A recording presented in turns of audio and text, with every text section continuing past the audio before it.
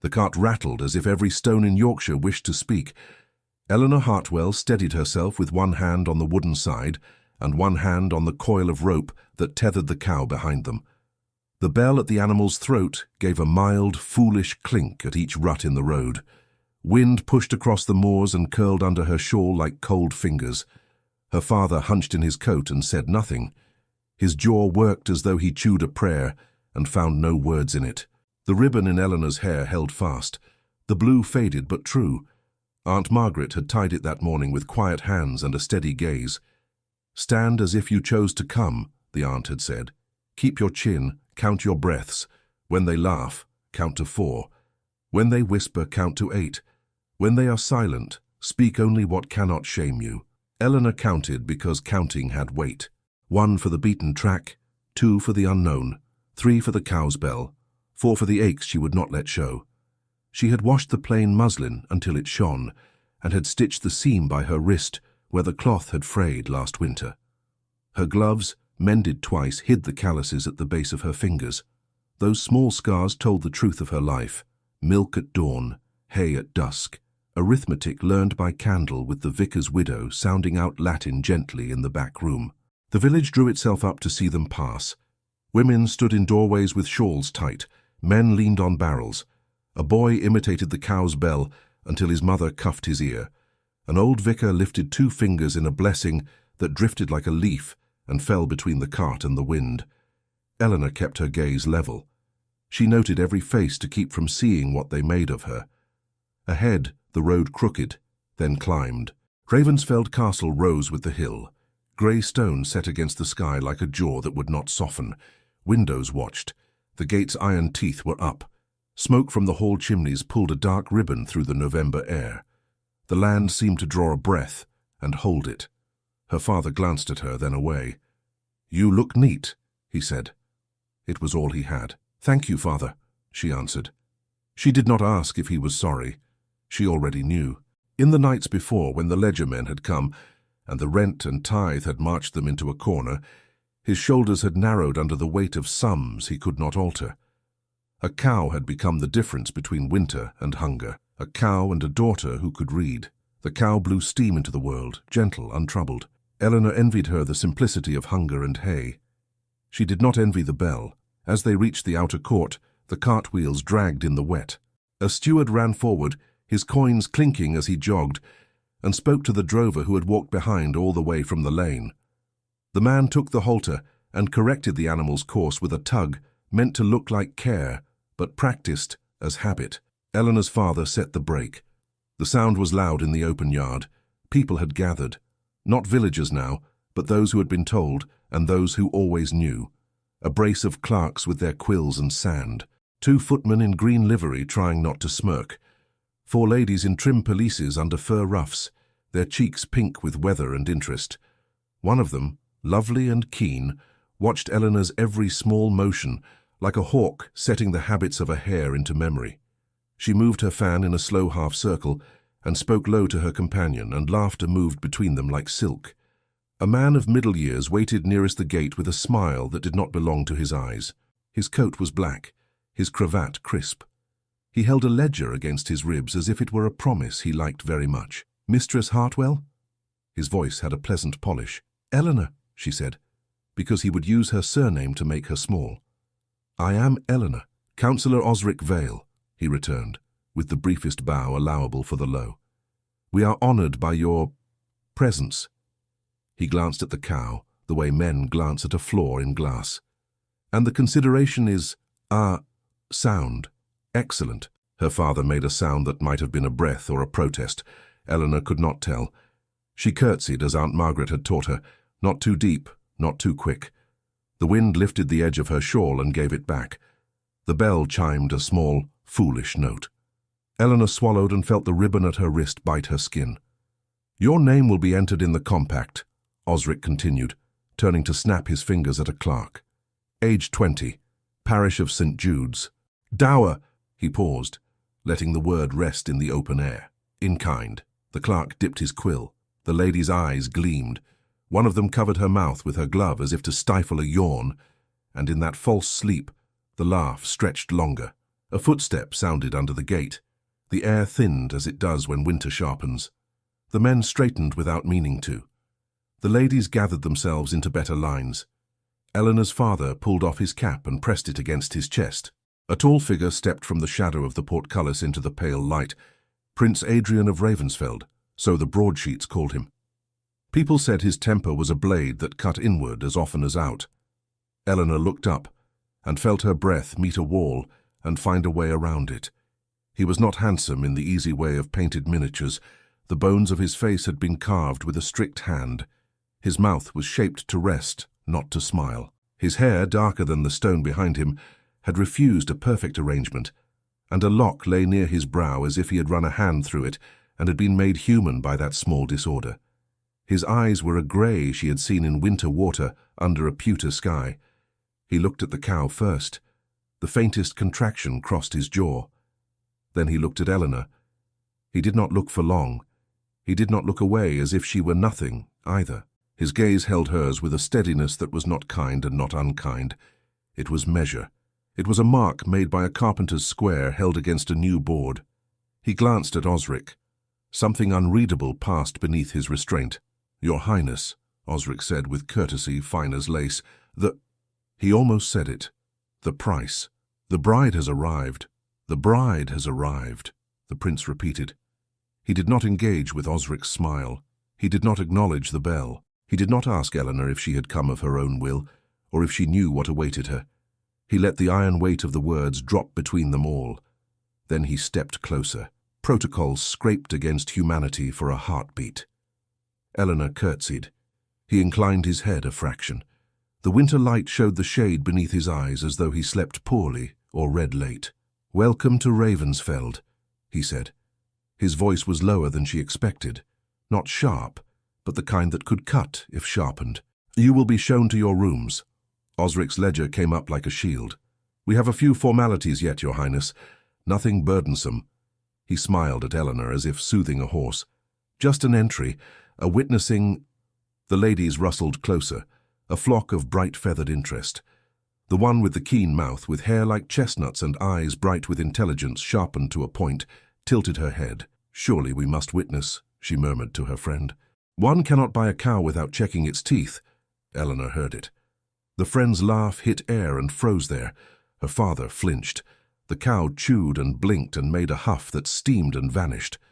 The prince's cup of patience tilted, but did not spill. He spoke without looking at the ladies. This should not be a spectacle. He had said it to no one and everyone. Osric's smile did not change. "The law insists upon clarity. A compact is a compact. Our clerks must be precise." The clerks bent their heads as if their quills had weight. One began to read phrases in a steady fix of tone that had surely been taught in some small room full of young men eager to please the powerful. On the 10th day of November, in the year 1791, the party of the first part. Eleanor kept her jaw and her spine. She listened. She refused to let the words strip her of personhood. She was not the party of any part. She was Eleanor. The prince moved his eyes toward her again. At the same moment, a small gust pushed under the gate and lifted a stack of loose papers on a side table. They scattered like white leaves across stone. A clerk lunged. A valet ran, too quickly for mere paper. In the jumble, a single sealed letter slid in a neat line and rested against the toe of Eleanor's boot. The wax bore a crest she did not know, and the top edge had been scorched, as if it had lived in a pocket when a candle had fallen, or a fire had been stoked too high and too heedlessly. She bent and picked it up. The wax was old and unbroken. The paper had a smell like almonds and ash. The valet reached her with a bow that hid his haste. "Forgive me, miss." He extended his hand with the humility of someone who did not mean it. Eleanor did not hold the letter long enough to force a question. She placed it into his palm and watched him carry it to the prince. Adrian's eyes, cool as slate, noted it and the scorch. He took the letter into his own hand and held it a breath longer than courtesy required. Then he slid it into his coat. Eleanor's father had not moved his cap from his chest. His knuckles were pale. He stared at a point somewhere near the prince's shoulder, as if a different choice might step out from behind it if he stared hard enough. "What shall we call you?" one of the ladies asked with sweet venom. "Eleanor, was it? Or will you take a style, the Duchess of Dairies, the Countess of Cream? Heat ran up Eleanor's neck and into her cheeks, then ran away. She kept her face as still as she could. She heard Aunt Margaret's voice as clearly as wind under a door. You cannot stop them breathing. You can decide how you will breathe. She drew a breath, counted to 4. You may call me Eleanor, she said, and made it plain, and let it sit. The prince's gaze slid to the lady who had spoken and held there. It was not a reprimand. It was a notice of existence, like the laying down of a glove on a table. The lady's smile shrank by a finger width. Osric gestured to the nearest clerk. Proceed. Names, dates, sums, the cow's age, the cow's yield, Eleanor's age, Eleanor's parish, her father's arrears. The way the air changed when that word was spoken told Eleanor it had been put in for that very reason. To make the court taste the shape of poverty and spit, if they wished. She kept her eyes forward. She did not look at her father then. To do so would have crushed something in both of them that must not be crushed if either were to go on. The prince's jaw tightened. Strike the arrears, he said, the words flat as slate. This is not a cattle auction. Osric's smile wavered a fraction. The clerk scratched a line through a line. The cow blew another soft huff. The bell chinked. Sign here, the clerk said at last, sliding the ledger. Eleanor took the quill. Her hand did not shake. She had practiced writing her name in every cupboard nook and scrap of paper she could claim from the vicar's widow's generosity. She liked the way the letters linked and the small flourish at the end that felt like a tail on a kite. She wrote Eleanor Hartwell with the care one gives to a single seed in poor soil. The prince took the quill next. He made his mark with no flourish. His name was a fact on a page, nothing more, nothing less. He did not touch Eleanor's hand. He did not need to.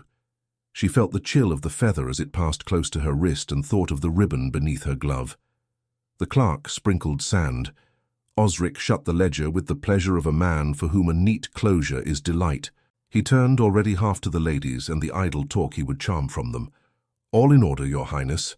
The keen-mouthed lady drifted near Eleanor's shoulder as if to smell the milk upon her. Her voice was honey for bees with sting in it. They say he keeps all his temper in a single ebony drawer, she breathed, soft enough to be almost kind. Do be careful not to open it. Eleanor did not look at her. She looked at the shadow of the portcullis, where the iron teeth waited above like a thought that might drop. A footman, eager to please, glanced to the steward. The steward, whose duties were both written and unwritten, smoothed his coat and smiled in the direction of the prince.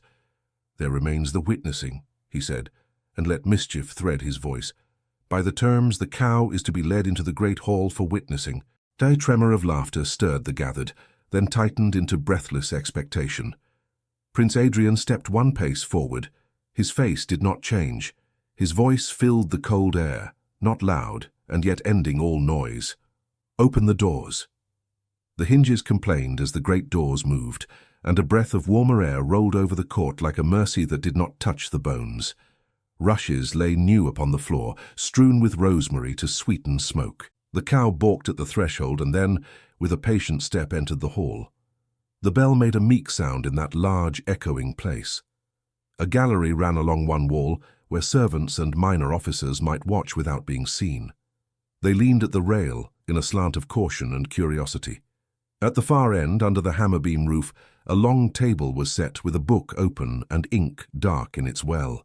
Above it hung the arms of Ravensfeld carved in oak, the stag couchant, the motto beneath stern and spare.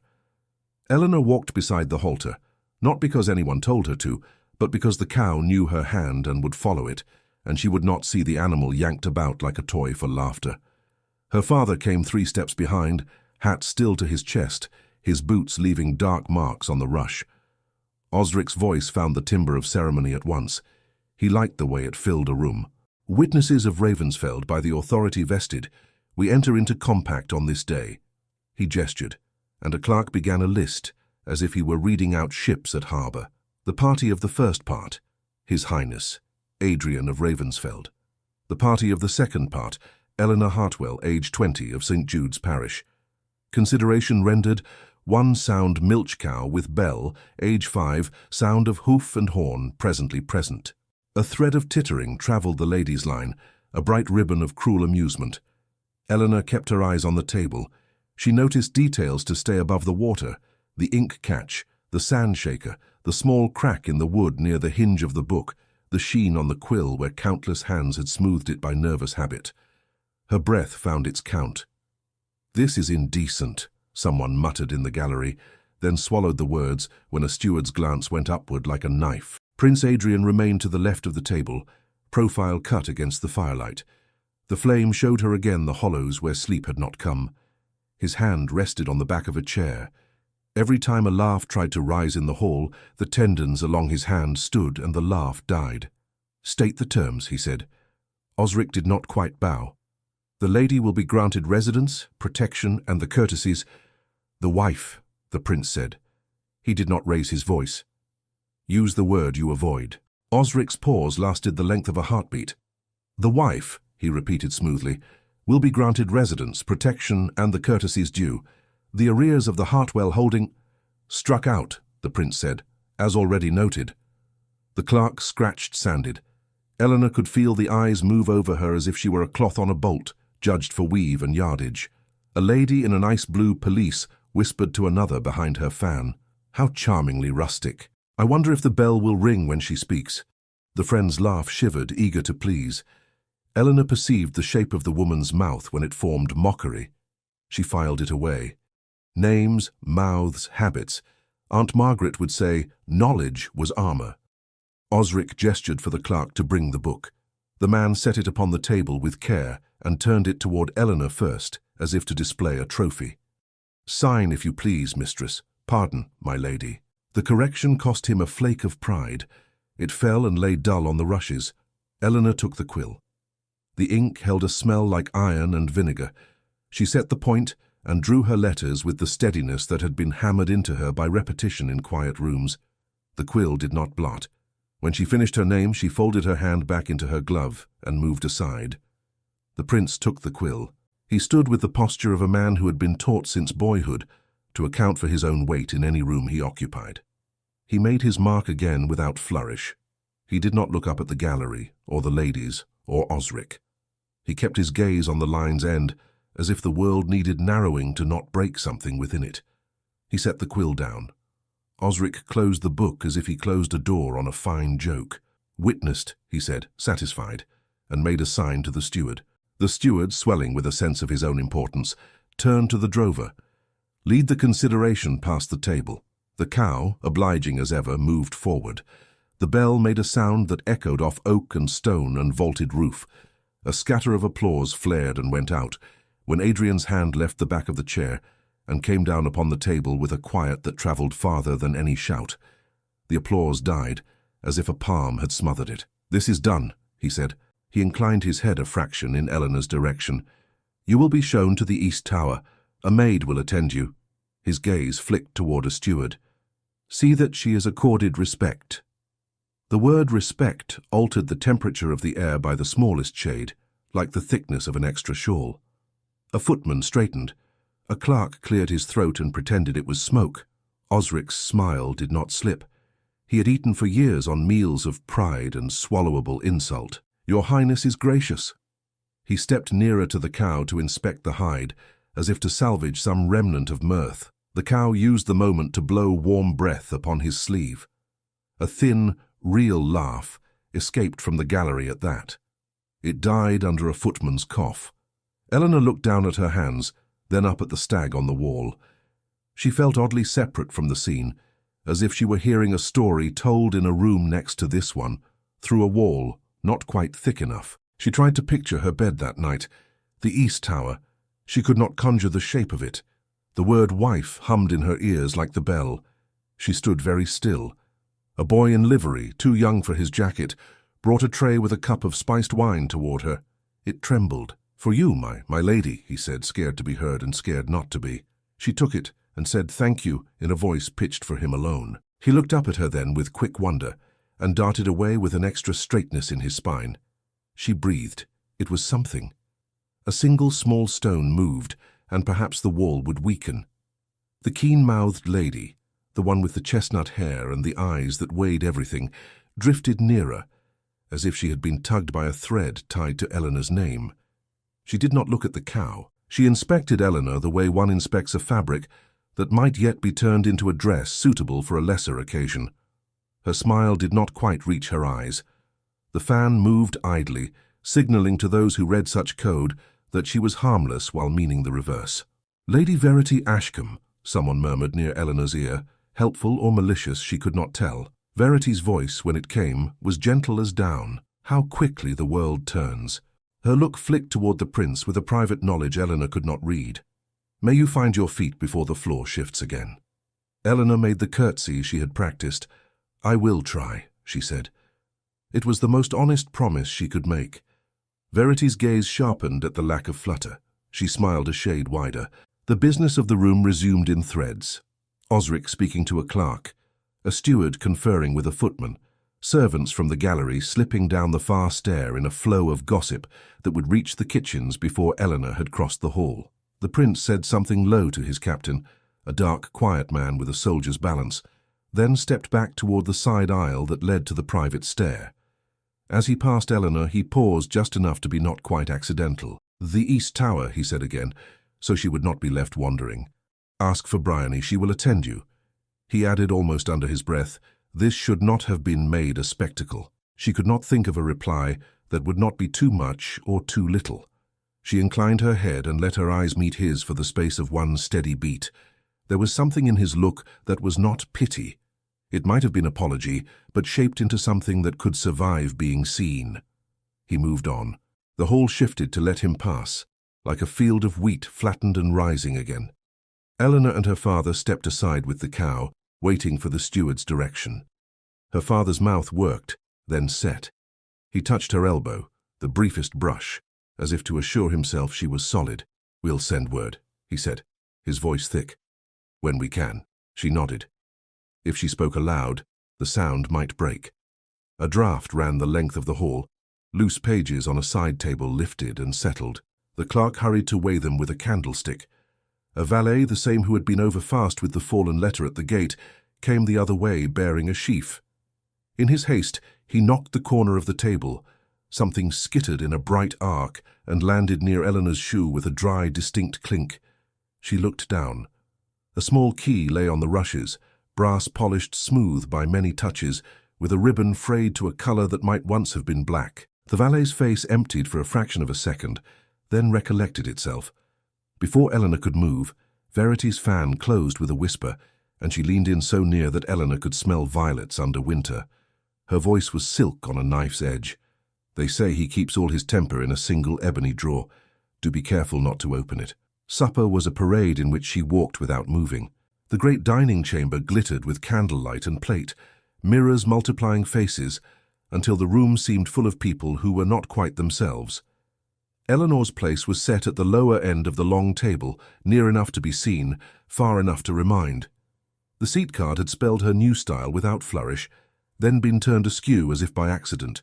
A footman offered wine to the lady on her right, then to the gentleman on her left, then stepped past her glass as smoothly as if it were not there. The tray did not even tilt.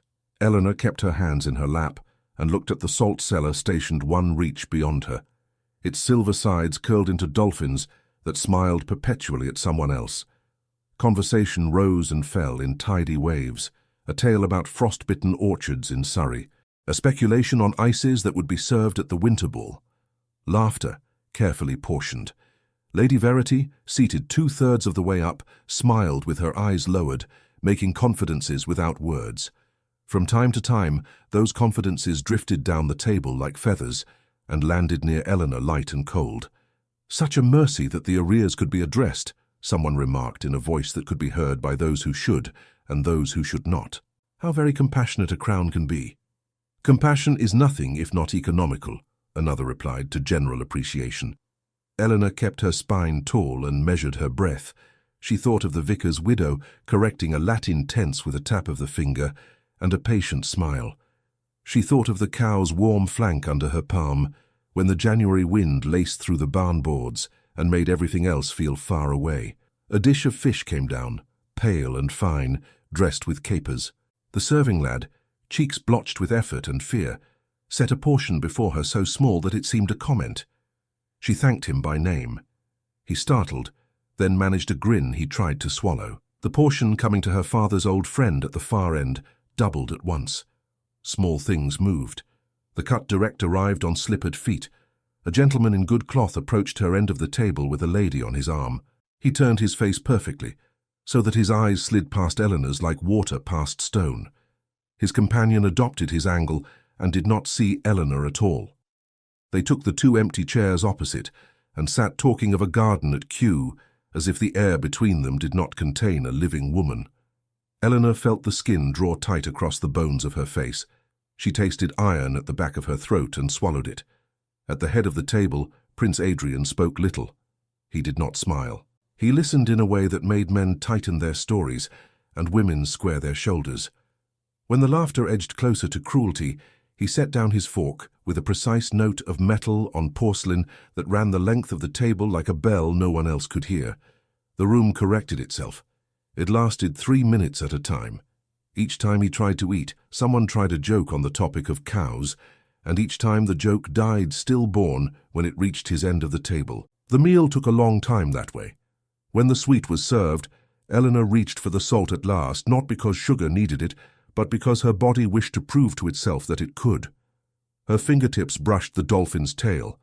The gentleman opposite put his hand very casually on the rim and turned it half an inch farther away, while he laughed at something the lady said. He did not look at Eleanor. Her hand fell back to her lap, as if it had always meant to. She could feel eyes upon the small theatre of that. She did not give them the interest of a flinch. A chill ran up her arms despite the fires. Her shawl lay on her chair behind her shoulders, useless and polite. She finished what she could of the custard and folded her spoon on the edge exactly. The boy with the wine returned, his tray lighter. He made to pass her again, and at the last moment set the decanter at her elbow without looking up. It was the smallest of rebellions, and it made something move in her throat that was not weeping. She poured for herself, half a finger's worth, and drank it as if it were a sacrament administered by a church that had forgotten her, but had at last recollected. Prince Adrian stood. The scrape of his chair did not rasp. It declared. All men rose, all women rustled to a stand. He inclined his head and left the room by the side door. Conversation re-knit itself too quickly, relieved of its check. The laughter lost a layer of caution. It grew soft and then sharper. It began to prick. "Do you suppose she will be taught the minuet?" someone asked. "Or will the cow do instead and pull the floor to the proper time?" "She may have a natural ear," came the answer. "Bells are bells." A bubble of mirth rose, bright and mean. Eleanor set down her napkin. She said to no one in particular, "Pray excuse me," because she had heard women say so when they went to mend a hem or a nerve. She did not wait to be detained. The corridor beyond the dining chamber smelled of wax and old wood and a faint salt that might have been the memory of sea 100 miles away. She walked without hurry. A steward opened his mouth as if to question her, then shut it again when he met her eyes and stepped aside as if a draught had moved him. She did not look to see if anyone watched. The door to the garden gave when she tried it. Cold air came in as if let out of a chest where it had been stored for this purpose. Outside, the world had been pared to essentials. The south garden lay in ordered beds, rimmed by box hedges, all the greens turned black in the dark. Frost limned the tops of the clipped walls and spiked each blade of grass with a pin of light. The sky was low and grey, a sheet-iron dome. Her breath declared itself before her and then vanished, like a thought she could not quite keep. The stone balustrade along the terrace bound itself in cold so profound that when she touched it she felt heat leave her hands in a rush, as if the stone had taken a tithe. She walked to the railing and set both palms to the stone and let the pain deliver her back to herself. Tears came then, not loud, not violent, but with the quiet persistence of a thaw that will carve a valley if given time. She did not dab at them. She let them mark their paths. She thought of the ribbon at her wrist under her glove and pressed her thumb to it until the edge bit. "Breathe," the memory of Aunt Margaret said. "Your lungs are yours. Breathe." She drew air in, slow, to 4, held it, let it out to 6. Her heart obeyed the count as a horse obeys a soft hand on the rein. Behind her, the castle's windows burned in rows, careless as constellations. Somewhere inside, a woman laughed as if her throat were made for such sound. Somewhere inside, a servant set a dish down and thought of his mother's hands. Somewhere inside, Osric Vale closed a ledger with the exact same pleasure he took in blowing a candle out with 2 fingers when no one could see him. Eleanor thought of her father's hand on her elbow, brief and sudden, of the boy's decanter, half a finger of wine like mercy, of Prince Adrian's voice when he said wife and respect in a tone that altered the air, of the lad's whisper in the corridor, East Tower, Bryony, of Lady Verity's breath that smelled of violets and the sentence about drawers polished and dangerous. She thought of the letter that had slid against her boot with the scorched edge, of the way the prince had held it for a fraction longer than he had to. She thought of the cow's bell, foolish and brave in equal measure. She thought of shame as a thing like iron. If she allowed it, it would press against her ribs until she could not draw breath. She would not allow it. She could not stop them breathing. She could decide how she would breathe. She wiped her cheeks with her glove and laughed once, very softly, at the helplessness of the sound, because it was better to make it hers than to have it stolen and used against her in some retelling. The laugh vanished into the frost and made no claim. A rose cane brushed her skirt as the wind turned. She looked down at it. Tiny barbs caught on the muslin and let go with the slightest sound. She pictured buds in June, heavy and foolish with scent, and tried to believe in them. The earth kept its promises even when men did not. Her toes numbed inside her shoes. She stamped once, gently. The sound was small on the gravel. Somewhere nearby, a nightbird shifted in a yew and decided the cold was not worth the song. She rested her forehead against the back of her gloved hand on the stone. The skin there was warm from breath and tears. The stone beneath was not interested in either. She let the indifference be a point she could push against. In the quiet, other sounds rose, the soft ticking of frost contracting leaves, the distant thud of a door far inside the castle, the river beyond the south wall, hidden by a fold in the ground, moving as it had moved long before there were titles and ledgers and ladies who folded their mouths around other women's names like sweetmeats. She did not know how long she stood. Time had unstitched itself and laid down in pieces. When the gravel near the path shifted beneath a foot, she heard it at once. It was not the heavy stride of a man who meant to be heard, or the light rush of a servant in fear of being late. It was the measured approach of someone who had followed a thin thread with care, and did not yet know if he would be welcome. A cloak's hem brushed the stone. The smell of wool and cold came with it. Eleanor lifted her head, her tears drying fast on her cheeks, and turned to the shadow that paused a few paces away. A low voice, careful, as if not to startle a skittish animal. Mistress Hartwell. She straightened, dragging sleeve across her cheeks, in a motion that was not elegant and did not need to be. The shadow stepped into a blade of candle spill from a high window. A woman stood there, cloaked in dark wool, face pale from cold and travel, eyes that took the measure of a room and a heart in one glance. Aunt Margaret. Eleanor's breath came out on a sound that might have been a laugh, or might have been the name she had tried not to say since dawn. Margaret opened her arms without ceremony. Eleanor went into them and found, foolishly and immediately, the smell of hearth smoke and lavender soap, and a life in which mornings began with the rattle of the kettle and not with the scrape of quills. "My clever girl," Aunt Margaret said, fierce and low. "You stood. I saw you stand." "I shook," Eleanor whispered into the wool. "Inside. Inside is where you may shake," Aunt said. "Outside is where you will choose. Come. The wind is unkind, and I am old enough to be frank." She took Eleanor's arm as if they were 2 ladies leaving a card party. Together they went back through the door, across the dim corridor, up a narrow stair the great people would never use. Aunt Margaret moved with the practiced swiftness of one who had learned houses through their bones and not their tapestries. She nodded to a footman in a way that told the footman he had been seen, and in being seen, might be faithful to what he could be. Eleanor's chamber in the East Tower waited with a small fire that had not learned how to be generous. The bed hung with dim damask. The casement admitted a slice of black moor and a smear of frost on glass. A single candle added its fluttering heart to the hearth stammer. A girl of 18 stood at the hearth with tongs, her brow furrowed at a coal that refused sense.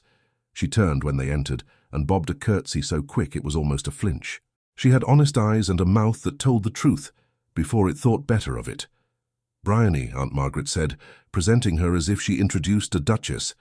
"She will be your hands when you must not use your own. She will listen when the walls have ears." Bryony looked at Eleanor with an open hope that made Eleanor want to be worthy of it. "My lady," she said, and then, perhaps by habit, "Miss," and then flushed. "Forgive me." "There is nothing to forgive," Eleanor said, and meant it. "We will learn one another." Bryony's shoulders loosened. She turned back to the fire with renewed determination. Aunt Margaret untied Eleanor's shawl and draped it over the bedpost. Brisk, practical. Then she sat Eleanor by the hearth and took her hands into her own palms, warming them. The skin of Aunt Margaret's hands was work-soft, not court-soft. "You entered as a bargain," Aunt said, looking into the flames, "because some truths are easier that way. You will leave as a choice. That is the work. It begins now." Eleanor watched the coal catch and hold. "How?"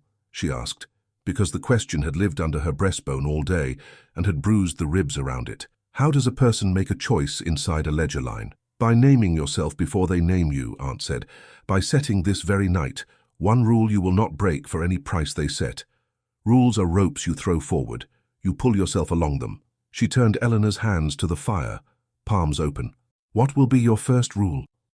Eleanor thought of the salt cellars turned away, the wine that skipped her, the mouth that did not see her as it passed, the bell that made a fool of dignity.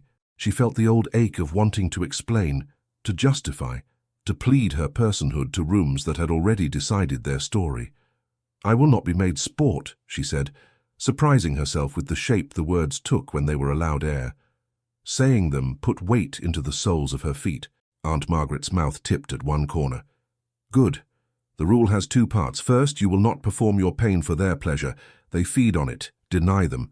Second, you will answer insult the way you would stoop to pick a burr off a hem, calmly and only once." She reached into her pocket and brought out a narrow ribbon, plain and grey. She tied it around Eleanor's wrist, under the glove. The knot sat where pulse beat, a reminder that life continued. "When you feel the flame up your throat, press here. Count before you speak. If you must speak, feed them truth as small as a pill.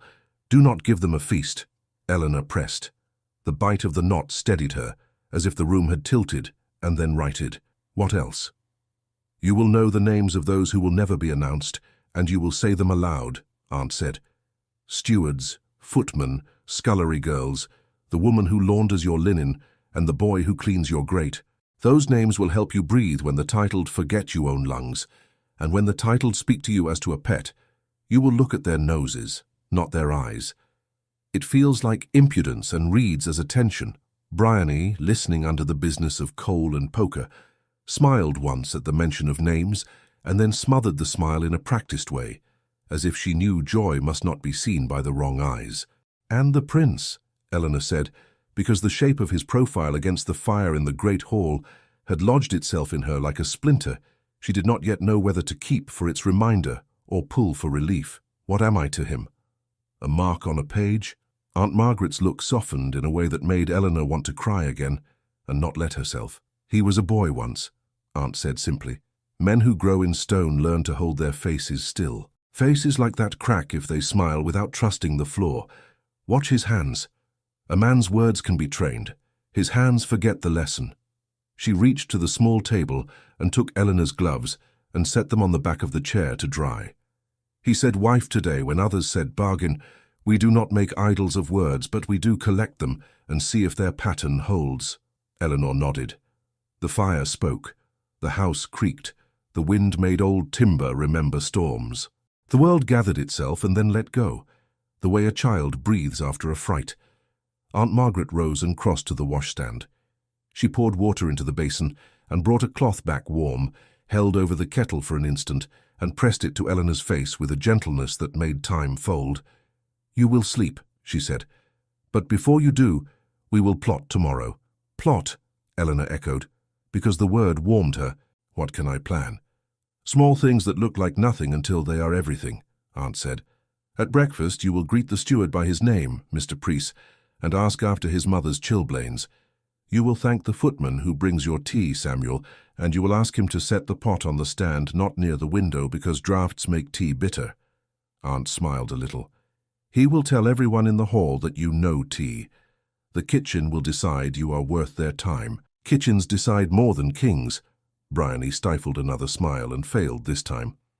Today, when the salt was moved, Aunt continued, and Eleanor's head came up because she had not said a word of it, you did not reach again. Good. But next time, when a hand tries to complete a little theatre, you will alter the play. You will turn to the nearest servant, by name, and ask in your quiet voice if he would place the salt. You will look not at the gentleman who made a picture of you, but at the servant who will make a meal for you. Pictures break when you do not stand where they put you. Eleanor tried the sentences in her mouth and found them possible. It felt like learning a dance by naming each step before moving. She could do that. Bryony had left the hearth and come to stand toward the back of the rug, hands clasped tight against the wish to speak. Aunt Margaret saw her and tipped her chin. Out with it. Bryony came forward a pace, eyes bright with fear of overstepping, and the stronger fear that the moment to serve might vanish. "Begging pardon," she said to Eleanor, "but I thought you ought to know. At the witnessing in the hall, a key fell. I saw it. The valet went pale just for a blink. No one else marked it, or if they did, they chose not to bend." Eleanor's heart tightened in her chest. The brass glint on rushes, the little clink she had half heard under the murmur. She saw again Verity's face close to hers, the same breath that smelled of violets, the sentence about temper in a drawer that had been crafted to bruise and instruct at once. "What key?" Aunt Margaret asked, flat, as if the word could mean any of 1,000 doors she would happily open with hairpins and patience. Bryony slipped a hand into her apron pocket. She took out a small key on a ribbon, the ribbon's black worn to mouse color where fingers had worried it. The key had been polished by repetition to a dull shine. It was the kind of key that fit a drawer, not a door. It looked like every important thing Eleanor had never been allowed to touch. "I was below in the gallery just after," Bryony said in a rush, "sent to carry napery to the sideboard. The valet was called off and forgot himself. I saw it lying there and I thought better in my pocket than under his boot." She flushed red as if expecting dismissal and clung to her courage anyway. "Forgive me if I have overdone." Aunt Margaret did not scold. She did not praise too quickly either. She looked at the key as if it might bite. Then she looked at Eleanor. Eleanor did not reach for it. She looked at her aunt, and then at Bryony, and then at the key again. She remembered the scorched letter. She remembered the way the prince had held it one breath too long. She remembered the rumor with violets on it. "What do you think it opens?" she asked, and kept her voice level because discovery loves silence more than noise. Bryony swallowed. "The gentlemen speak without seeing us," she said. "The valet was told to lock what should have been locked. He had been called to the private study. The study has a desk of black wood, smooth as a lake. The footman says the drawer sticks unless you know it. And the ladies say—" Aunt Margaret lifted a hand just enough to stop the rest, because repeating a lady's rumor makes it larger. She met Eleanor's eyes over the small brass thing that sat between them all and made a different sort of air in the room. Bryony took a breath and finished in a whisper anyway, as if the sentence had been promised to itself and must be said to keep faith with events. "That key fits the prince's ebony drawer." Morning found her with a plan the size of a teacup and the strength of a rope. Eleanor woke before the bell, watched pale light creep along the leaded panes, and fixed the ribbon at her wrist with a tug that made the knot speak. Bryony's knock came soft as thought. When the girl entered with hot water and a shy glance, Eleanor said good morning first and asked if she had slept. No one at Ravensfeld expected to be asked such things. The question sat between them like a small fire. In the dining room reserved for mornings, the long table had shed its glitter and taken on the business of eggs and bread. Men with lists stood near doors. The steward, Mr. Preece, held a cup between hands reddened by winter. Eleanor went to him.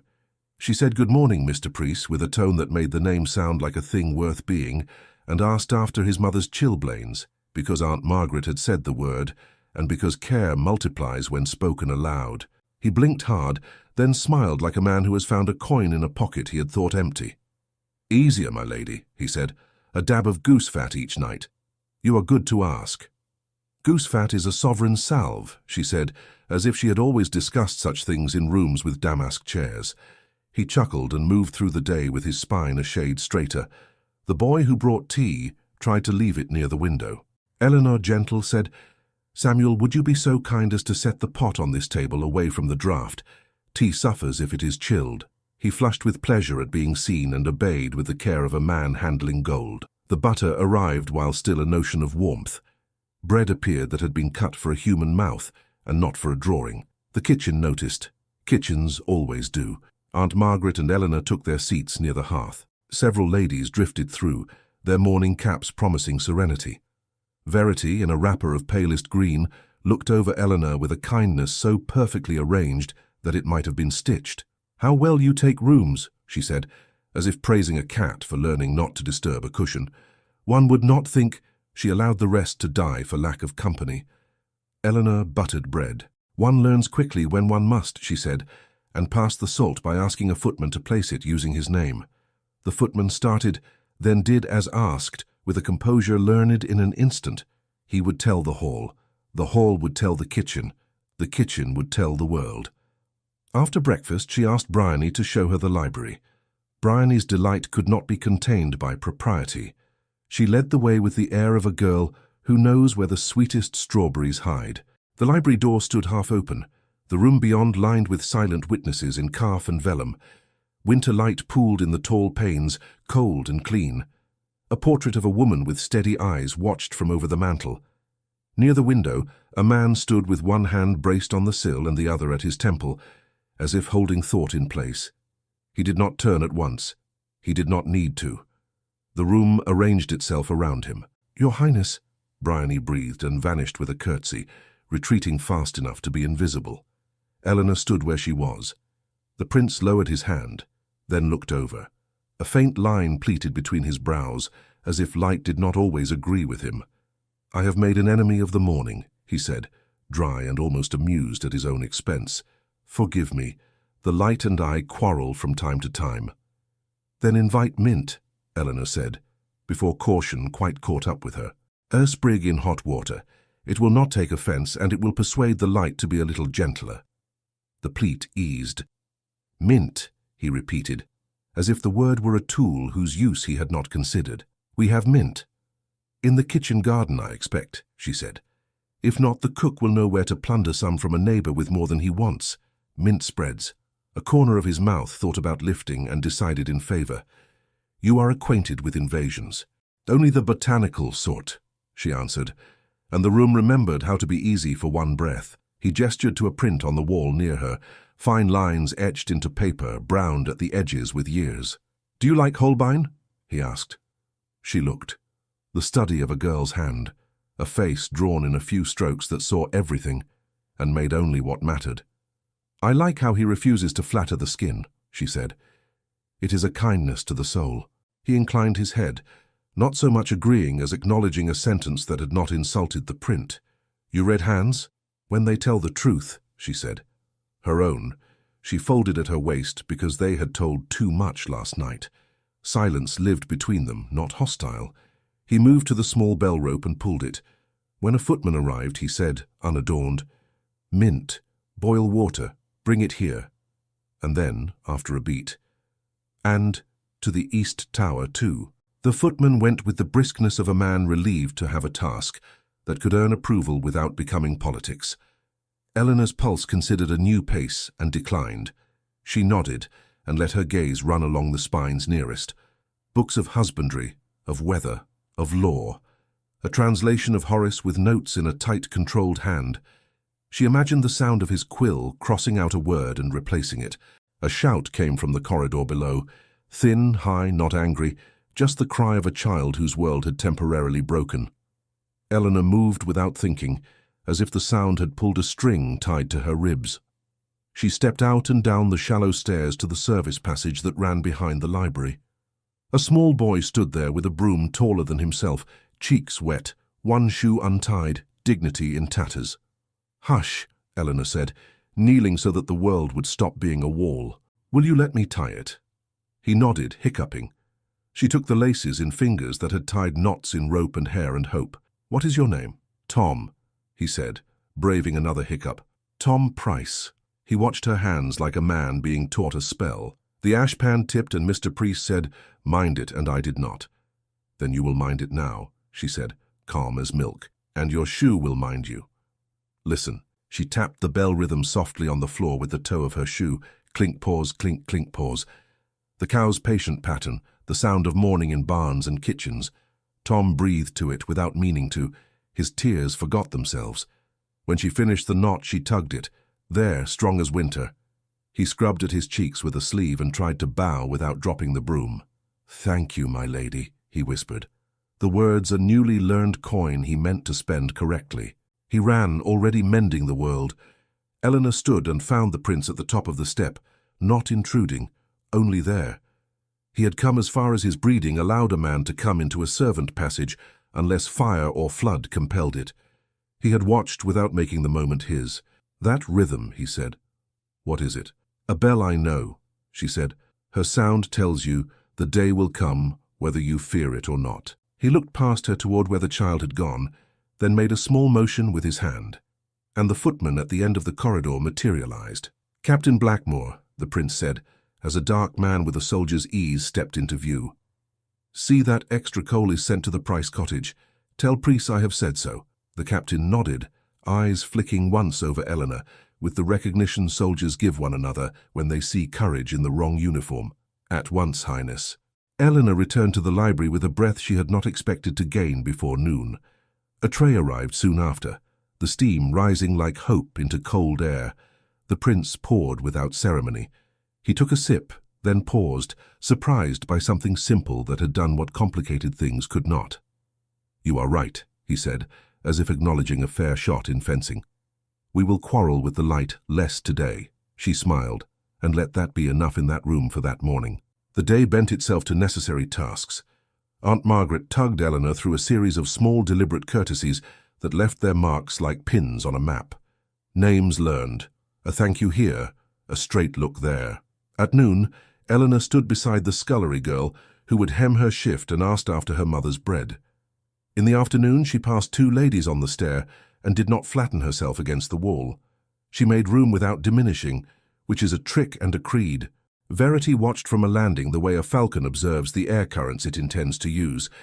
Toward dusk, Eleanor sought the small chapel she had seen in passing, drawn by the way old stone keeps a kind of silence that can soothe or accuse. The door gave under her hand, cool and knotty with age. Inside, candles guttered before saints whose faces had lost their paint and gained more sympathy. She sank onto a bench near the wall, where an alcove carved with leaves made a pocket of shadow. Her breath made a cloud she could see. Her bones wanted stillness. She did not plan to pry at the carved stone. It simply looked a little wrong, as if a mason had once put it back so gently that time would pretend not to notice. Her fingers found the least give, the softest seam.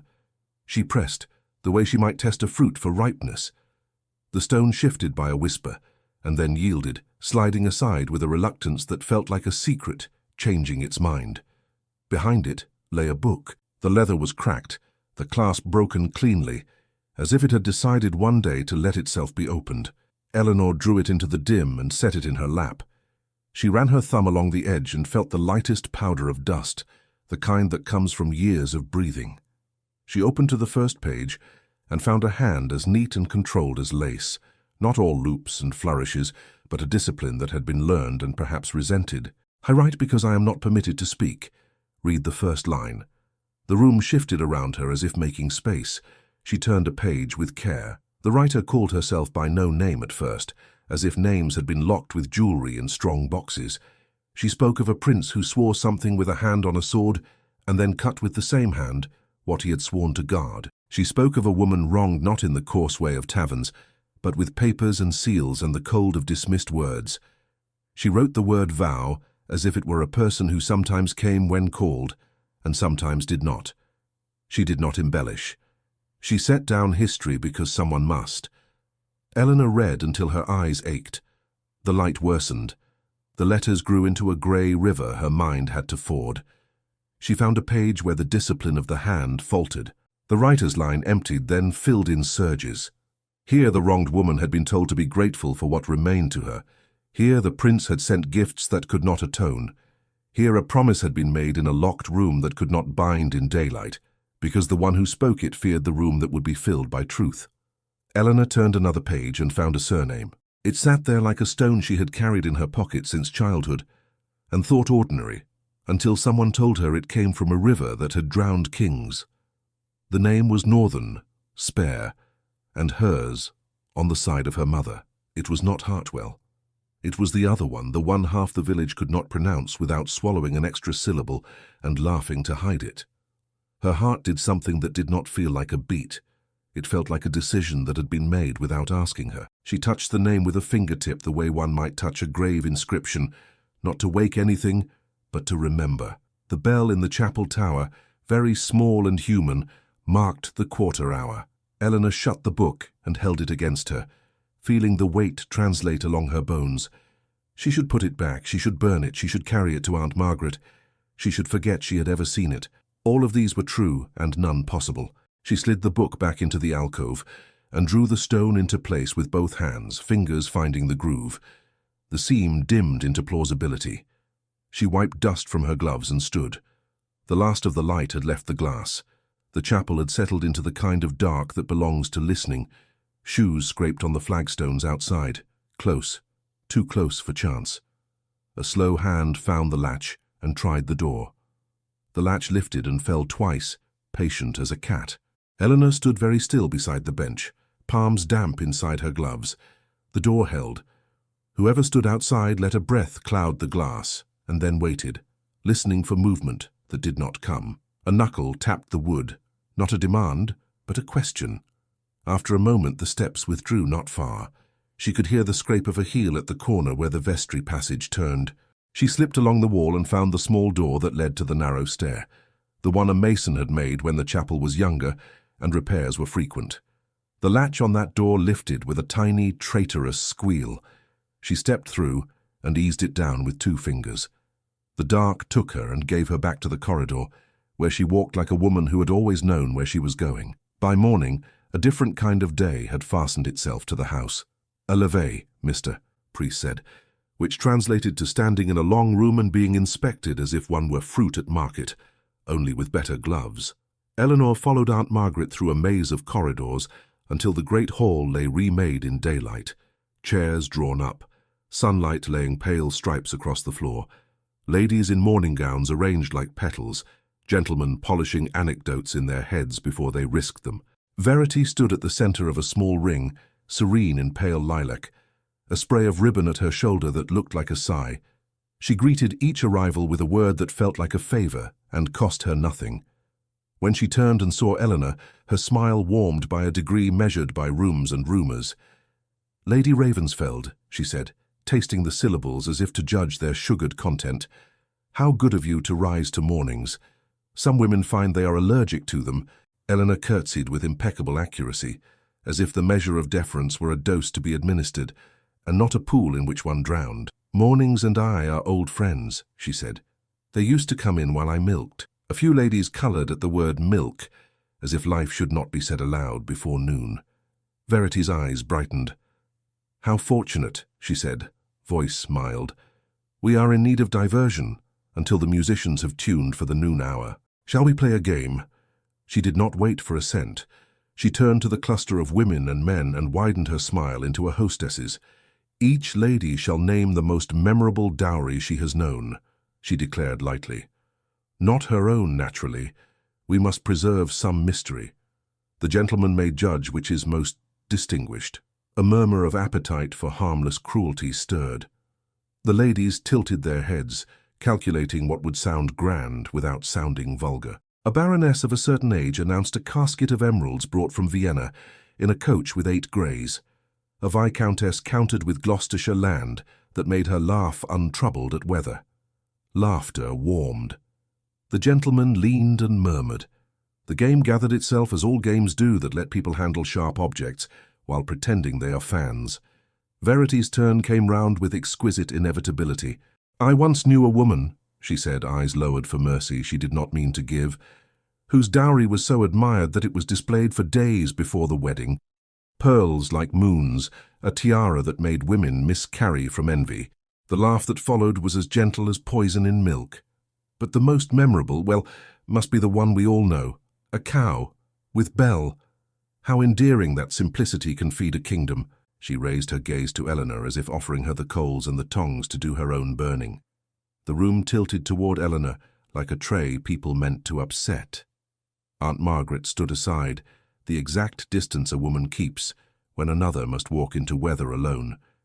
Mr. Priest frowned into his cup and then pretended he had not. Bryony at the edge squeezed her hands together until the knuckles looked like stones. Eleanor felt the knot at her wrist. She pressed it. 1, 2, 3, 4. She drew a breath the way you pull a bucket from a deep well and drink only what you need. She stepped forward enough to be seen, not enough to be performing. When she spoke, it was in the voice she used to soothe a nervous colt and to answer a vicar's question and to tell her father he had done his best. She did not raise it. The room quieted to hear the tone, if not the words. "I have seen dowries that shine," she said. "I have seen land deeds that make men stand taller and women sit straighter. I have seen pearls that look like moons and behave like them too, far and cold." A ripple went through the ladies, some laughing, some not. Eleanor went on. "But I have also seen milk put into a child who had not yet decided to keep living. I have seen wool enough for blankets when the frost would like to lay its hand on a chest and call it finished. I have seen a cow, plain as a bar of soap, pay for seed and keep a field from becoming a story about hunger." A lady near Verity's ring looked down abruptly. Another's mouth softened. Verity kept her smile in place and made it cooler, as if the room had been deucedly warm. "So very improving," she murmured. "Shall we all resolve to be quite pastoral?" Eleanor did not look at her. She looked at the servants' gallery, where a kitchen maid had paused with a basket of linens and forgotten to breathe. "You may jest at what you will," Eleanor said, "but a bell that rings in the morning can feed those who do not attend levees. I do not ask you to admire it, I ask you to admit it exists." Silence held like a held cord. It was not comfortable, but it was harmonic. One of the men, the Captain Blackmore, shifted with the ghost of a nod. A gentleman prepared a cutting remark and thought better of it because the room had tilted by a hair, and he did not wish to be the man who slipped first. "Charming," Verity said in a tone that winter wears when it pretends to be spring for a day. "We must be grateful to have so immoral a bride among us." "So hungry a winter," Eleanor returned without heat. It was not a retort. It was a sentence with its own weather. Movement at the doorway rippled through the assembled like the first breeze through wheat. Prince Adrian entered with the unhurried stride of a man who neither seeks nor refuses attention. He had put aside the soldier's coat of last night for a morning coat of plain dark cloth, and the change made him look less like a statue and more like a man who has thoughts and cannot always stop them. He looked at Verity's ring the way a teacher looks at chalk before a lesson about why chalk is not a toy. He did not ask what game they played. He did not need to. The scent of it was on the air. "Your Highness," Verity said, curtsying, sweetened into grace at once. "We find ourselves in want of music. I was only obliging with a distraction." "Distraction is plentiful," he said mildly. He looked not at Verity but at Eleanor, not in rescue but in recognition that someone had already done the thing that needed doing. He turned, measured the room, and spoke into the space where jokes are fed. "That will be the last jest at my wife's expense." He did not raise his voice, he did not need to. The servants in the gallery straightened as if someone had laid a hand between their shoulders and pressed with approval. A lady's fan stilled.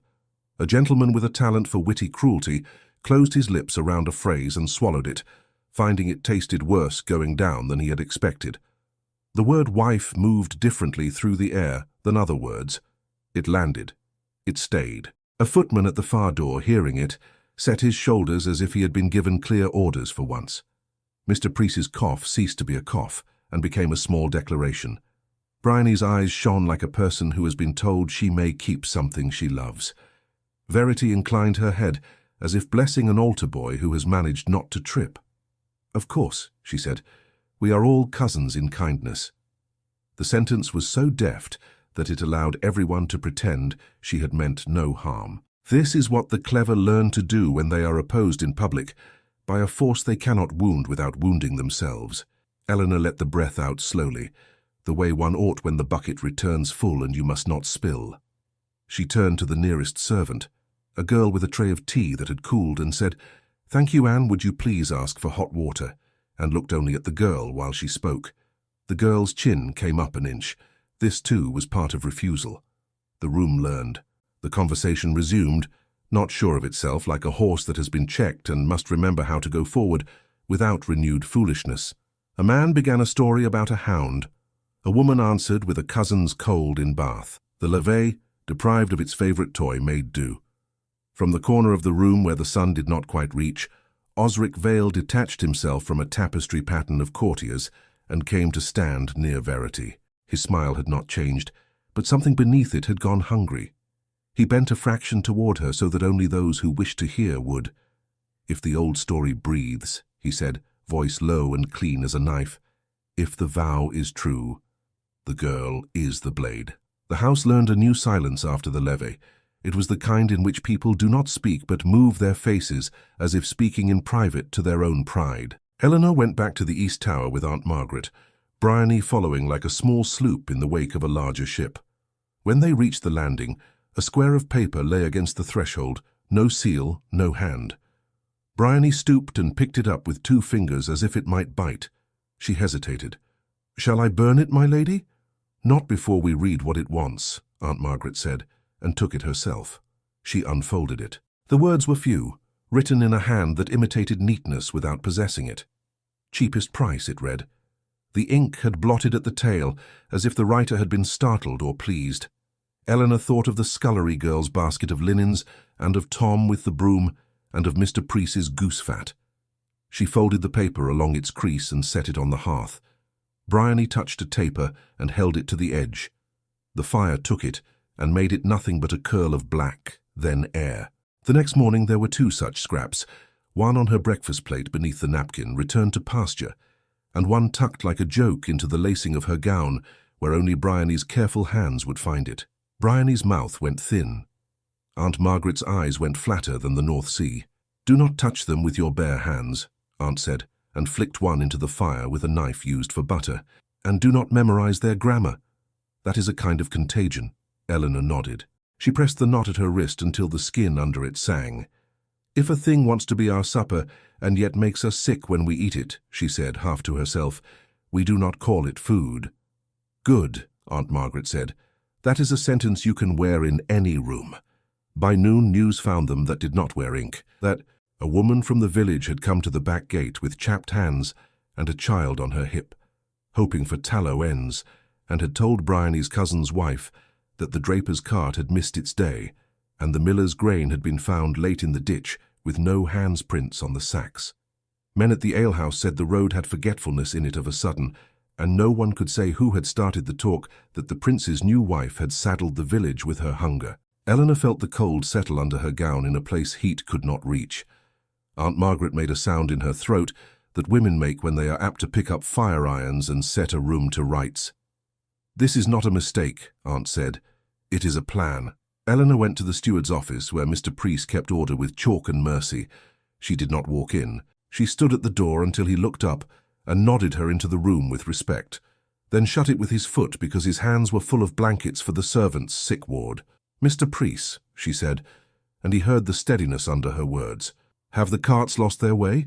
He rubbed his forehead with 2 fingers, then checked the motion as if it improvised disrespect. "I have had, difficulties," he said, choosing the word as if it were coin he must be careful with. "The men I trust are suddenly promised jobs in other houses if they persist in ours.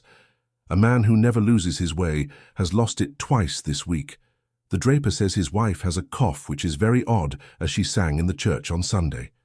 "Who speaks to them?" Eleanor asked. He selected another coin. "Those who profit from others' hunger," he said. "I cannot say more because I would be wrong to guess, and I will not be wrong about this." She thanked him, not because of what he had said, but because of what he had not. When she opened the door to leave, she almost collided with Captain Blackmore, who had paused there as if the corridor had put him in her path. "My lady," he said, eyes flicking to note Mr. Preece's blankets and the set of Eleanor's mouth. "Forgive me. I was sent to find the steward." "He is found," Eleanor said. "So am I." She hesitated, then took courage because the day demanded it. "Captain, may I ask you if the prince is well served where counsel is concerned?" Blackmore's mouth twitched at one corner with no mirth in it. "He is served," he said, which was the least and most one could say in such a place. Then we will serve him also, Eleanor said, and left him with that to weigh. In the afternoon she returned to the chapel. The book sat behind its stone, as if it had never been moved. She lifted it out and sat with it where the light could reach the ink. The hand that had written had been steady even when the heart was not. She turned pages past the description of the wrong, the land remeasured until it lost itself, the promise made in a room with panelling and candles that had been snuffed before the words could be written, and came to a section where the ink seemed to sink deeper into the page, as if each stroke pushed hard. A vow, the writer said, not the kind a priest blesses, but the kind a person makes when the doors are shut and someone must be held to account. The prince who had done the wrong had knelt, perhaps truly, perhaps to purchase time, and had sworn to fear the day when the wronged woman's blood returned to the house unannounced. The vow had pleased no one and bound everyone. The writer did not bless it. She recorded it, because it had begun to govern the hall like weather no one could find the sky to. Eleanor read the name again, the one her mother had taught her to spell in the kitchen with flour, the one that women at the pump had softened to kindness when they spoke of her mother's patience. It was in the diary, like a candle flame behind glass. She touched the page with the back of her finger. Her hand shook finally where no one saw. Footsteps came with purpose along the stone outside. She closed the book too quickly, ashamed of the sound, slid it home, shifted the stone. She stood and wiped her hands as if taking flour from them, and went to the door with her head up. Sir Rowan Blackmore stood there. He had not put on court clothes. He wore the uniform of the man he was, dark coat, sword at his side because he had to, steadiness because he chose to. He inclined his head. "Lady Ravensfeld," he said, "I do not under such circumstances seek ladies in chapels, but the circumstances argue for discourtesy." "You may speak," Eleanor said. "If I must tell you to lower your voice, I will do so." He respected the warning. "I have no wish to frighten you," he began, and then looked at her face and adjusted the sentence. "You do not frighten easily." "Good. Then I will be swift. Councillor Vale has been at the market all morning in a fashion that does not require his shoes to touch earth.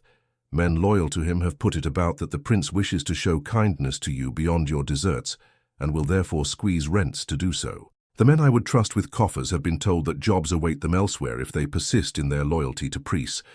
Deliveries have acquired an unfortunate tendency to wander. This is an invisible riot." Eleanor felt the knot. She pressed it. "He hopes the village will demand my dismissal," she said, not asking, stating. "Then he will be the man who calmed trouble he started."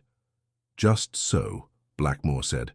He did not praise her for seeing it, because he did not think it praiseworthy, only necessary. "I have brought proof of some of it to the prince. He knows. He will act where it is his realm to act, but there is another realm." He shifted as if the words tasted worse than they sounded. "There is a story, my lady, a story older than the prince. I am not a man to credit stories until they dress themselves in facts. This one has begun to do so." Eleanor held his gaze. "I have read a piece of that story," she said. "I will not say where I read it or from whose hand, because it would put stones in the shoes of people who have done nothing but leave doors ajar. But I have read enough to know that fear has lived in this house long enough to become furniture." Blackmore's mouth tightened into approval, unchecked by surprise. "Then I need not shatter illusions that do not exist. The vow, then. It has made timid counsel of men who should be braver. Vale wields it without believing in it because it frightens others into believing. He intends to prod this whisper into roar, and then fix it with the prince's humiliation as the nail." Eleanor asked, because she needed to hear a soldier say it. "What stops a whisper?" "Truth spoken with care," he said, "and sometimes a hand on a wrist at the right moment. The prince does not fear you. He fears breaking what he thinks he holds together by holding too hard." Blackmore's eyes went to the chapel door and back, respectful of secrets he had not been told. "I will keep watch where swords are useful. You may have to speak where swords are not." Aunt Margaret had come to stand just inside the passage, silent as a sister in a house where silence is a law. She said when Blackmore had gone, "He is an ally, and we will not make a hero of him for being a decent man, but we will use the decency he offers." Eleanor leaned back against the cold stone. "If I speak, I topple a throne," she said, feeling the words measure themselves in her mouth. "If I stay silent, I condemn a heart.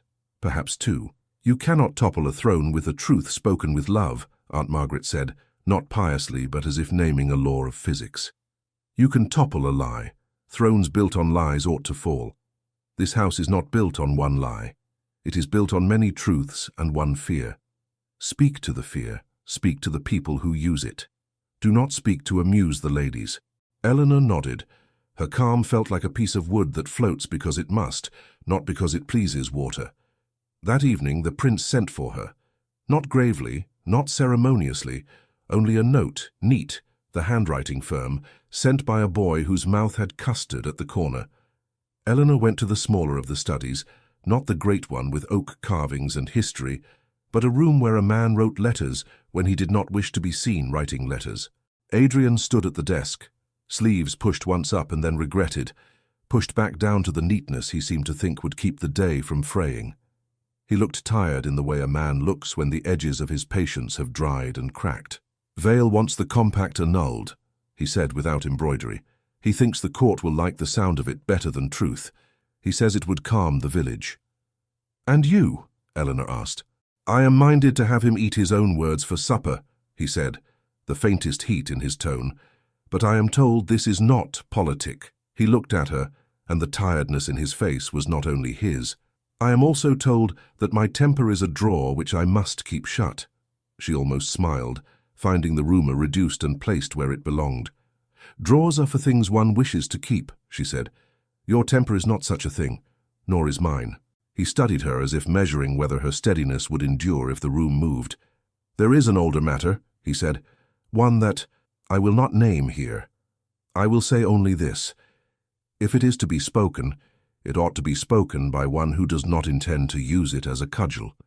It will be spoken, Eleanor said, but not to punish, to make a path for both of us. Something in his face let go without collapsing.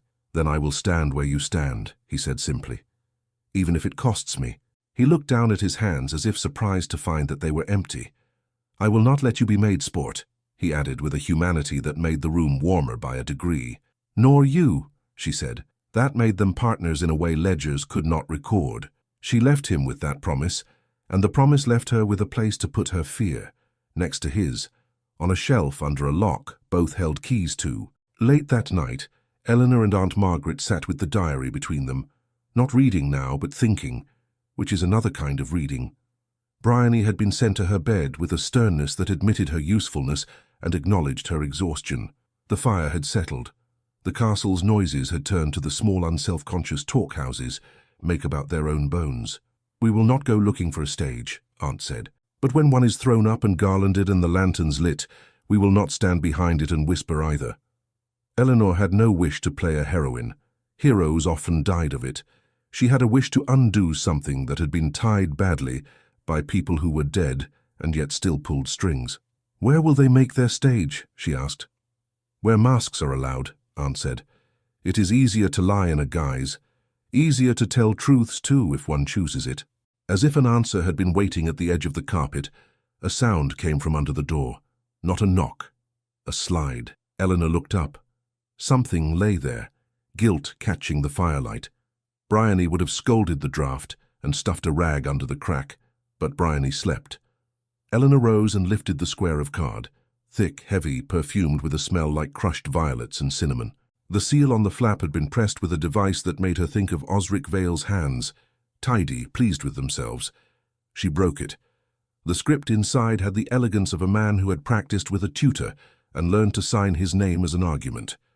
The winter ball. Masks required. Snow pressed its face to the windows and fogged the glass where iron met pane. The orangery at night was a world with its own weather.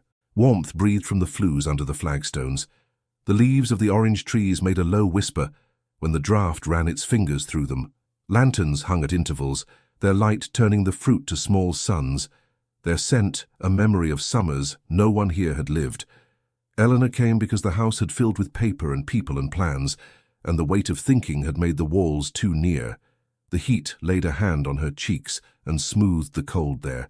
She unfastened her cloak and let the hood drop. Her breath softened. She stood under a bough bent with green fruit and listened to a drip in the far corner where a gardener had set a pan to catch a patient leak. The rhythm steadied her, as a bell would. Footsteps approached. Not stealthy, but careful, because certain rooms insist on courtesy.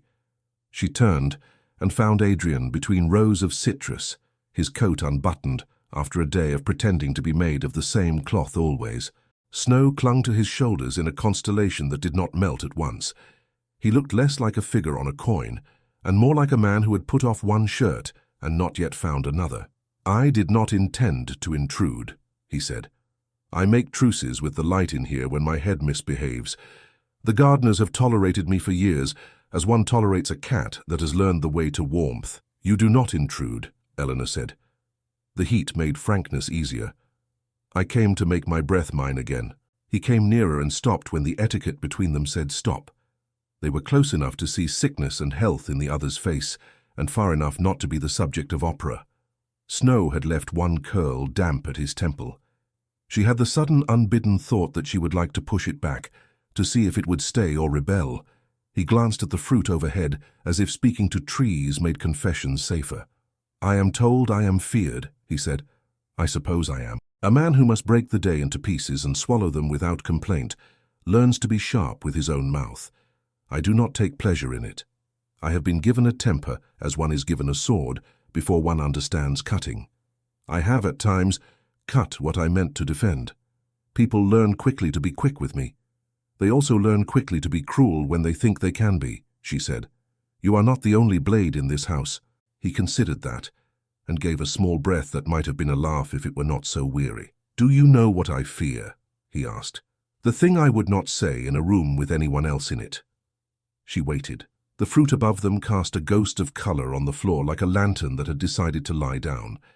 "I fear failing in private," he said, "in rooms where no one would judge me for it, only be hurt by it. I fear the rooms where my restraint ends and my inheritance begins." He gestured, not grandly. "They say I have a drawer where I keep my temper. I wish I did. I have a heart that learns too late which blows land where." Eleanor did not make comfort a trick. "I found a book," she said, plain. "In a wall that wished to forget it kept anything. I read words written by a woman who could not speak aloud what would have broken her if kept. I do not know her name. I do know the story. A prince swore a vow that fear would be his portion when a certain blood crossed his threshold again. He did wrong and promised fear as penance. Fear is a poor penance. It never finishes paying." His face altered, not in shock, but in the recognition of a door one has known in the dark and now sees by daylight. He did not ask where or how. He did not reach after the secret as if it were a lure. "It has ruled men better than I for longer than I have had time to make mistakes," he said. "I have let it shape decisions I should have made larger. I do not know how to unmake a spectre in a room full of eyes." "By asking it to take a seat where you can see it," she said. "By speaking first, not with blame, with history, with restitution, with a promise that does not require fear to keep it company." She swallowed, because speaking of restitution as if it were simple required courage she had not known she had. "The village should not pay for our truth. They should be fed by it." He watched her, as one watches a path appear underfoot, where one had expected a bog. The scent of orange flowers earlier in the year had sunk into the soil. The warm air carried it up now in a breath. He was quiet long enough that she could hear the drip in the corner, count the seconds. "I do not want to order you," he said at last. "I am tempted often to do so simply to know where the edges of things are, but I do not want a wife who obeys because she is convenient. I do not want a bargain I did not make. I want you. If you will have me, if you will tell the truth with me, if you will tell it even if it costs me the admiration of those who mistake admiration for loyalty." No one had ever said "I want you" to her without also wanting something else more. It was so unfamiliar that her body did not know which breath to take first. She took the one that allowed speech. "I will tell it with you," she said, "but I will not tell it to ruin anyone. I will tell it to stop something from ruling us that has not earned the right. I ask one thing in return." "Name it," he said, as if the room were a court and he were a supplicant, which made her ache and resist in equal measure. "We speak together," she said. "We do not leave the other exposed. We do not hold the other's courage as a banner and then retreat. We speak as one thing, and when we have spoken we do the work that words demand. Land set right, rents forgiven where they must be, names honored that have been lost in our dust." He looked up at the fruit, then back at her, as if drawing witness from trees that knew something about seasons and patience. "Yes," he said. "Together." The words seemed to change the warmth by a degree. "I will send for the papers we need. I will sign what must be signed. I will stand beside you when you say the name that frightens this house." She wondered if speaking the name would frighten her. It did not when she saw his face the way it was now, stripped of everything except effort. "It is my mother's name," she said. "It is the name women spoke in kitchens with respect and pity. It should be spoken in a hall with neither. Only truth." He reached for her hand and stopped an inch before it, as if remembering that touching is a vow, even in small things. She closed the distance herself and set her fingers in the space he had left. His hand was warm from the room and cold from the corridor. He lifted her fingers to his mouth and set his lips against her knuckles, in a touch so careful. She felt the discipline in it, like a prayer. It was not a claim. It was a promise that claimed him. "Let us end what should never have begun," he said, voice low. "By beginning rightly." "By beginning rightly," she answered. The words sat between them like a bench. They could both rest there. Outside the glass, snow stuttered in a sudden gust, and then settled back into the patient fall that makes morning certain. The drip in the corner continued its work. Somewhere in the house, a clock marked the quarter hour, and Eleanor thought of the chapel bell answering it in smaller voice. The world had patterns she could trust, even when people did not. They spoke then, not as conspirators, but as two people who intended to be married. Where to stand at the ball so that the words would carry without seeming forced. Who would speak first? How to bring the village into the room without dragging them behind a horse to be stared at. He would announce the acts that would be done. She would speak the story as history, with the diary's voice in her throat without making the diary a weapon. "Will you be afraid?" he asked. Not to test her, but to know what companion he would be to her fear. "Yes," she said, and was surprised that the word did not diminish her. "Not of the truth, of the eyes that look for sport, of the hands that will make my words into ornaments for themselves, but I will not be made sport. That is my rule." He smiled then, fully for the first time since she had known him, and the smile altered his face into a thing that could be loved without effort and respected without fear. "I will help you keep it," he said. "I make a rule of my own. I will not allow my fear to decide for me in rooms where love might." The moment did not ask for more than it had been given. Still, the body wants what rituals bless. He set his forehead briefly to the back of her hand, and she laid her free palm against his cheek, as one might calm a horse, not to command it, but to remind it of the fence, the field, the hand that would not strike. Their fingers parted. The air felt different after such a small vow. They stood as if listening for a verdict from a jury that was, in truth, only the night. "I will see you at the ball," he said, as if saying it aloud would keep the days from shifting beneath it. "Wear what you please. Wear what tells the room that you are not dressed by it." "I will wear what lets me breathe," she said, "and shoes I can stand in." He laughed softly. It made the leaves above them rustle as if approving. He left first, because if they left together, someone would make a story of it, and better that this particular story be born under chandeliers in formal speech. The heat filled the space where he had stood, and then thinned. Eleanor put her cloak back on, lifted the hood, and stood a moment longer to let her lungs fold themselves around the shape of courage she had chosen. A sound came then that did not belong to flues or drips or the small scurry of a mouse behind fig roots, the whisper of silk, where silk chose to whisper, the soft adjustment of a fan against a palm. Eleanor turned her head toward the far end of the orangery, where the trees stood closer and the lantern burned lower, uneasy. Behind the last bank of orange trees, someone shifted, and in the half-shadow a pale face caught the light like a coin. Verity Ashcombe's eyes shone with a brightness that did not need lanterns. In her gloved hands, half hidden and yet not hidden at all, lay a leather-bound book with a broken clasp, and a ribbon marking a page that had been waited for. The winter ball arranged itself as if it had been dreaming in the rafters all year, and now woke hungry. Chandeliers burned down into crystal that multiplied light until it became a kind of snow. Musicians tuned in the gallery. The first notes threaded the air like a needle. Masks bloomed. Velvet, lace, feathers that had never known a bird. Men's coats gleamed. Women's skirts spoke in languages made of silk. Eleanor stood at the top of the stair with Aunt Margaret a pace behind. Bryony somewhere near the door with a tray, her eyes bigger than they had any right to be. Eleanor's dress was not a challenge, not a surrender. It was a deep winter blue that kept its own counsel. Her mask was simple, cut to fit her face without asking it to be someone else. She could breathe in it. Her shoes were made for standing. Prince Adrian waited below with a mask that covered less than most men wore, as if he would not hide more than necessary. He looked up when she came into the room. The look steadied her, not because it promised a fairy tale, but because it promised that he would not go where she did not. Osric Vale moved through the crowd like a man walking his garden, touching each plant that would please him later. Verity Ashcombe shone in ice blue, her mask a frost pattern pulled from a pane. She carried nothing in her hands, which is not the same as carrying nothing at all. Dances began. Eleanor stood through the first, with Aunt Margaret watching from a chair against the wall, her palms flat on her knees the way women set their hands when they are ready to rise quickly. In the second dance, Adrian took Eleanor's hand, their palms touching in a public vow anyone might pretend not to see. They did not flirt with their steps. They moved like people who know they will have to move through worse weather and are saving their feet. Between measures, the room's whispering collected and dispersed, a tide with opinions.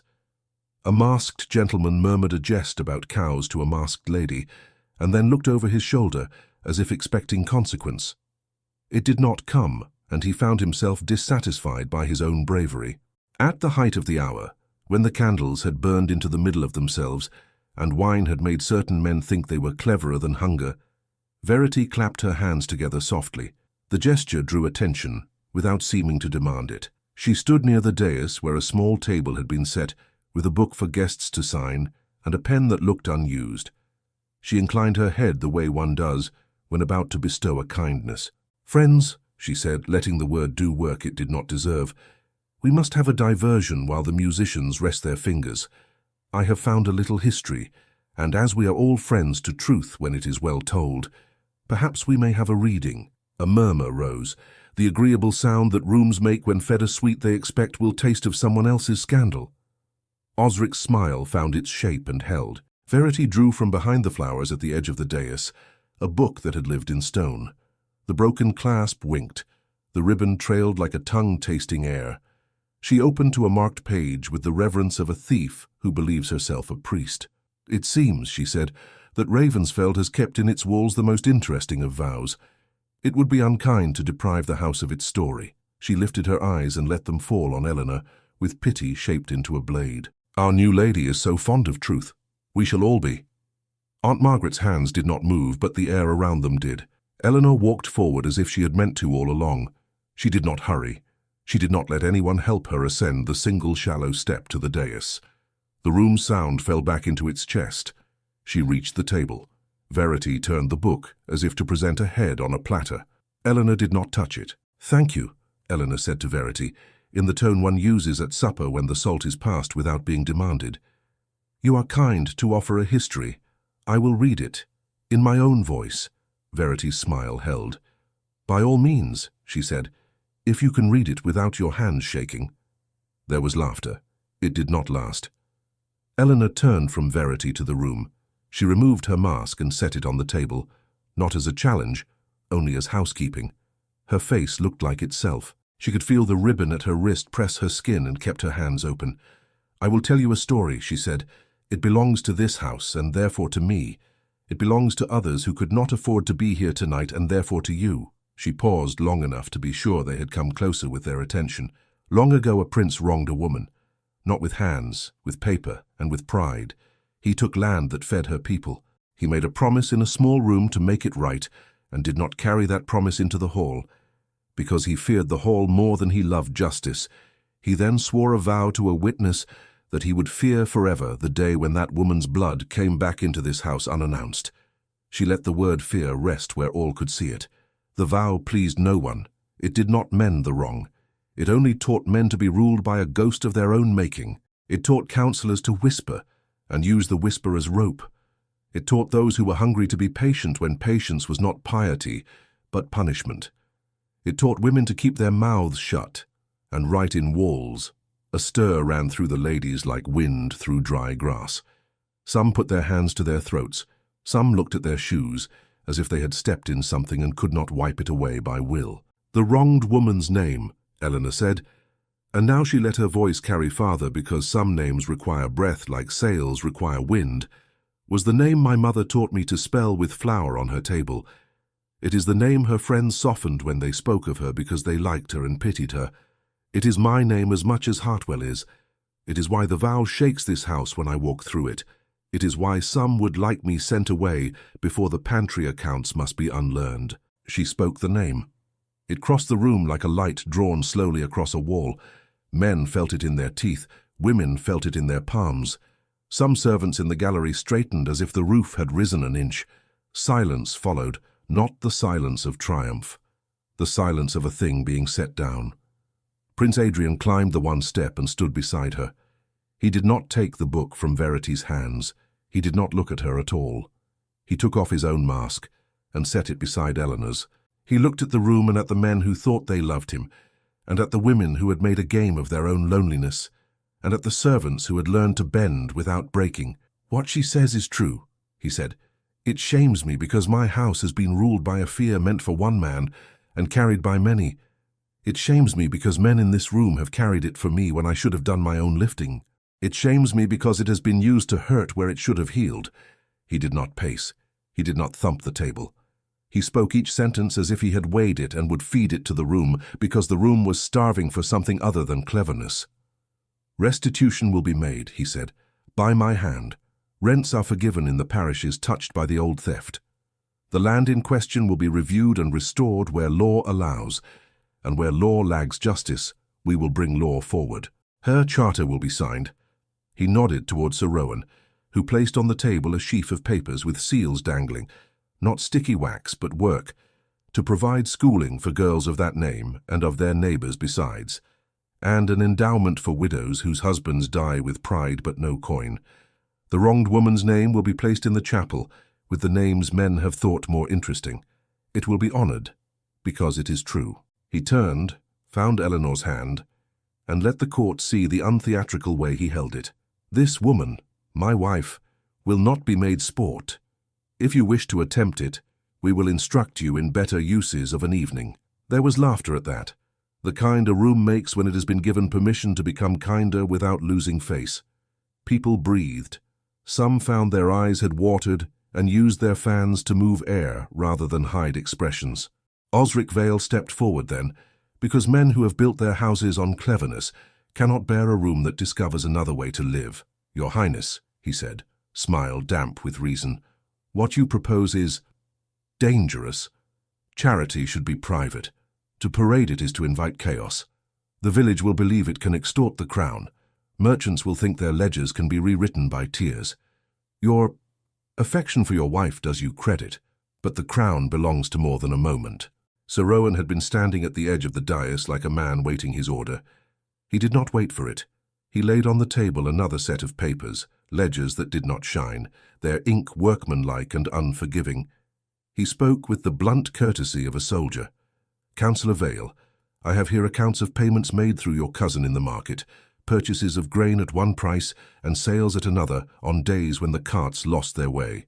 I have letters bearing your hand in a clerk's script you have used before, promising positions to men who would cease theirs here.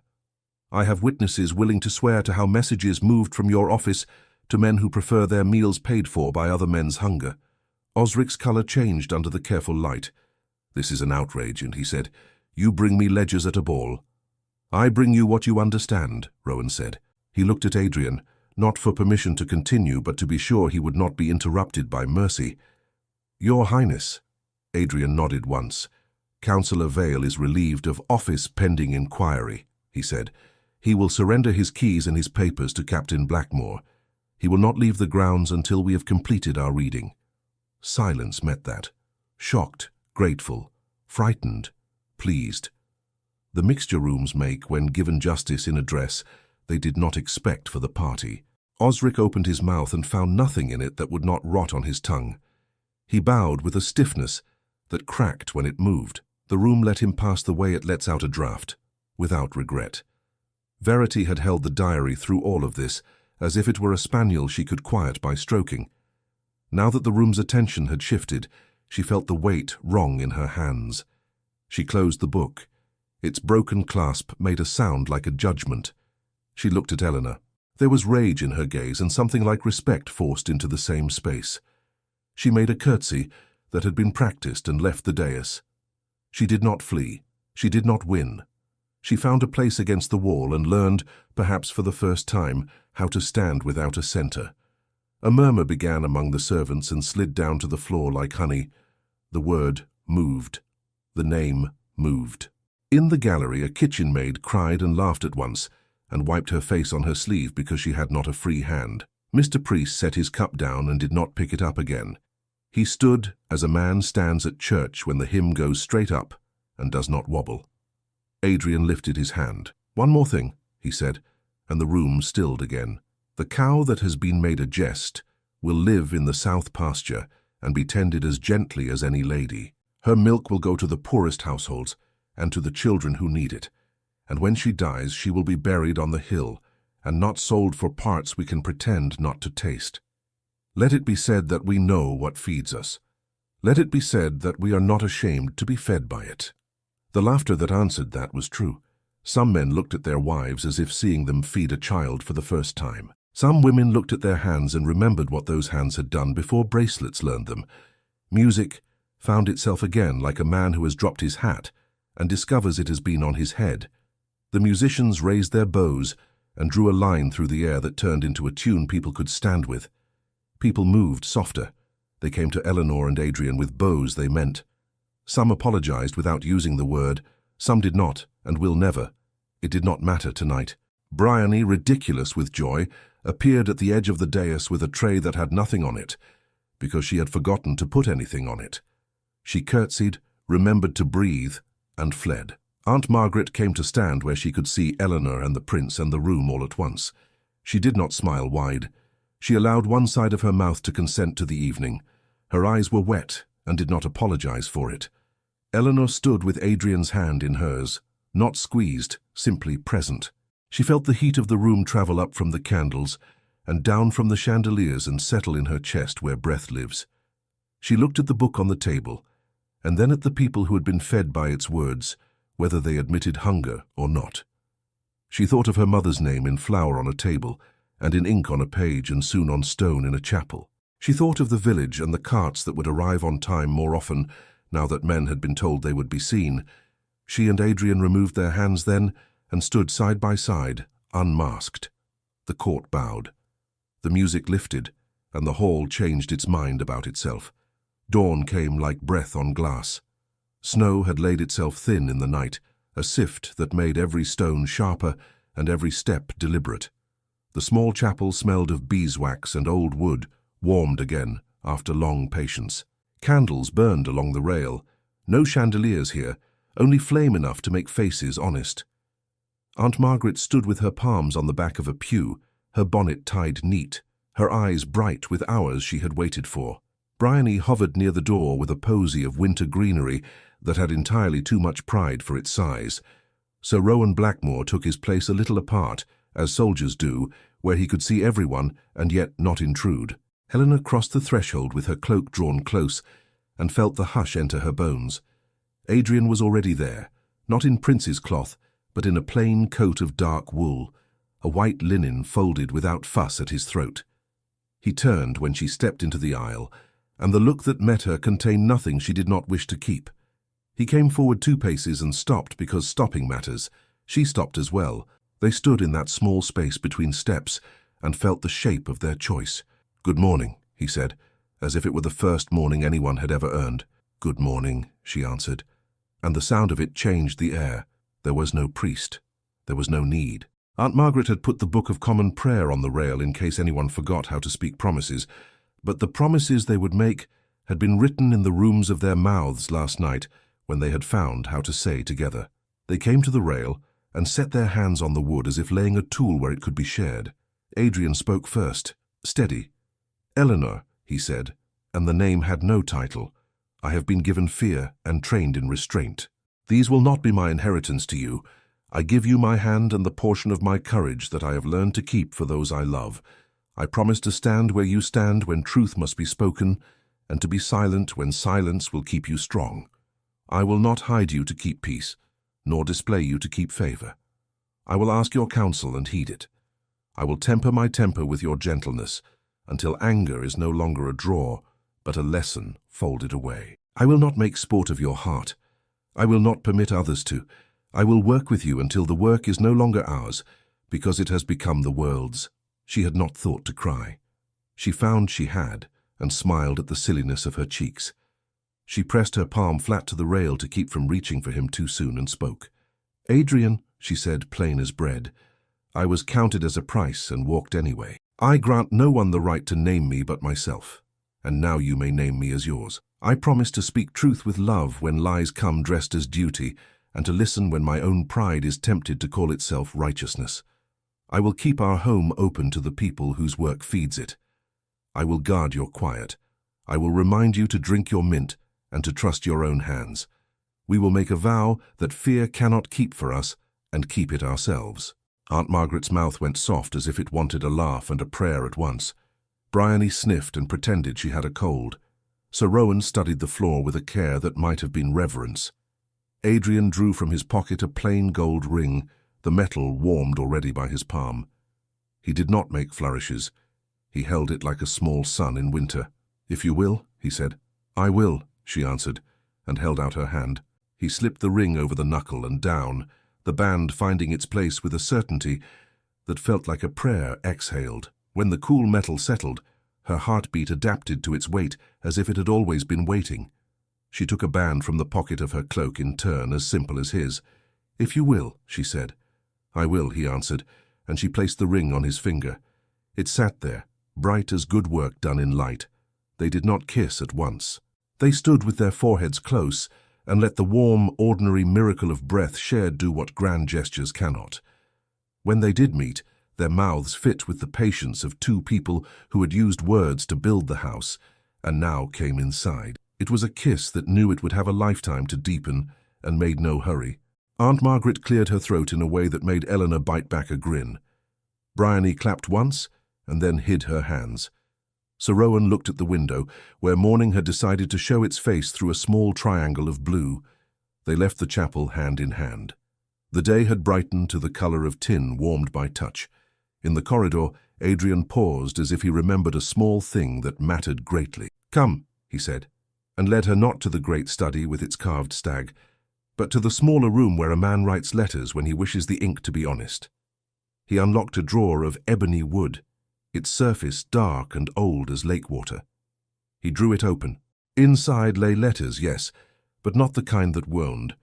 The new charter he had promised folded and sealed, a list of names with amounts inked beside them that were not debts but gifts, a schedule of deliveries to the village written in a hand that could be read by any man who might have to carry it. "This," he said, "holds what needs guarding. There are no traps in it, only work. I would keep it with you." He took the small brass key from his pocket, the very one that had sung on rushes and made fear look foolish, and set it in her palm. He closed her fingers around it. "We keep this together." She swallowed. The metal was simple, not enchanted. It had opened a quiet prison once, it would open a better thing now. "Together," she said. The garden waited with frost pricked like stars in small grass. The south pasture lay beyond the low wall, a rectangle of white-greened field dotted with stubble from summer's hay. There the infamous cow grazed under a pale sun, her breath a faithful plume. Children had come as children always do when told they must not. They hung on the fence, hats askew, ears red, wonder uncivilized. A boy pointed and whispered, "That's the queen cow," and the girl beside him corrected, "It's the queen's cow, which is different," and both statements made the world kinder by an inch. Eleanor and Adrian walked to the fence. The cow looked up, recognized nothing and everything, and came with the unhurried certainty of creatures who do not pass rumor. Eleanor reached out and laid her hand on the broad forehead. Warmth met skin. The bell moved and made its small song. Somewhere the kitchen heard it and believed for that moment in feasts. "Shall we keep her name as she has always been named?" Adrian asked, amused. "She has never needed a new one," Eleanor said, "like certain people." He laughed quietly, and the sound laid itself over the morning as if it had always belonged there. The children stared, wide-eyed at a prince who laughed like a person. Eleanor beckoned with a finger. "Come," she said to them. "You may stroke her muzzle if you are gentle." They came in a spill of boots and gratitude, and the cow suffered them as queens suffer ambassadors. They walked on, along the frost-lined path where the ewes hid their dark myths and snowdrops had decided to be brave earlier than sense would suggest. Adrian's hand stayed in hers. It did not grip. It asked and was answered. Stone warmed under thin sun. The air pushed its way into lungs and made everything simpler. "Do you remember what you told me that first day?" he asked, mouth tipped as if toward mischief and toward apology. "Which part?" she said. "There were many braveries I did not feel." "The one where you took what had been made to shame you and turned it into a sentence that fed the room," he said. "I learned to eat that sentence. It has changed me." "You changed," she said, "because you wanted to. Sentences are only spoons." He stopped, turned, and took her face between his hands very carefully, as if it were a glass he meant to carry a long way. "I want," he said softly, and the want in it was not hunger, but a vow. "I will keep wanting rightly." She closed her eyes for a breath, and then opened them because she had no wish to miss this day. "Then so will I," she said. "We will be wanted rightly, and we will want rightly, and the world will be better for it where it can and should be." She laughed a little at herself. "Hear me making promises for a planet." "You have already made good most of them," he said. "The rest will come by mornings and bread and the occasional battle." They kissed again, in clean air, their breaths condensing and mixing like small banners. It did not feel like a conclusion. It felt like weather, steady, with kindness in it. They lingered there until the cold reminded them they had a house to warm with the ordinary ease of living. Inside, people had begun to discover their new tasks. Mr. Priest stood with his chalk and mercy and directed a pair of teamsters to the yard. They went without argument, because the argument had been taken from their mouths by a charter with wax seals. Bryony dashed through 3 rooms, carrying nothing but good news, and got told off by Aunt Margaret for running anyway. Joy does not excuse a sprained ankle, which is a rule as old as kitchens. Sir Rowan sent riders to the market with letters in plain language, not law. Verity Ashcombe, that quick mind untethered from its old sport, stood at a window a long time, and then turned and asked a maid her name, and listened to the answer without making a picture with it. Osric Vale occupied a room with only a table in it, and learned what men learn when no one is brought to admire them. Eleanor and Adrian climbed the stair to the eastern landing, where winter light made diamonds on the floor. In their chamber, the fire laid a gold upon the linen and the low chair by the grate. Eleanor set the key on the mantel. Adrian set his hand on the small of her back, and then removed it with care, remembering the promise to let choices lead. She turned and took it and placed it back exactly where he had put it, because the point of restraint is not to diminish, but to make room for consent.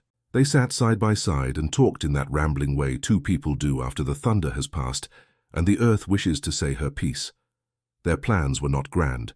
They were a list one could put on paper and assign to names. Mint, to be grown in winter pots. A reading circle to be held in the scullery on Sundays when the boots were drying. A visit to the Price cottage before the river rose. Letters to be sent to the parishes with coins and apology, both inside. When the light crept higher and the day asked for ordinary clothes, they rose. Eleanor touched the ring as one touches a pulse.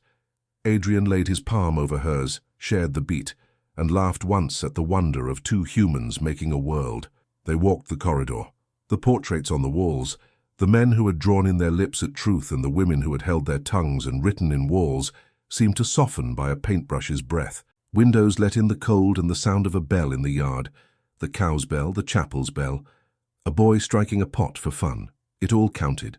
"If you are listening," Eleanor would have said to the room and to the time that watched it, "take this. People will set a price on you to make their sums neater. Let them. Their arithmetic is not your worth. Fear, dressed up as tradition, will tell you to keep old vows because they are old. Ask whether they are true.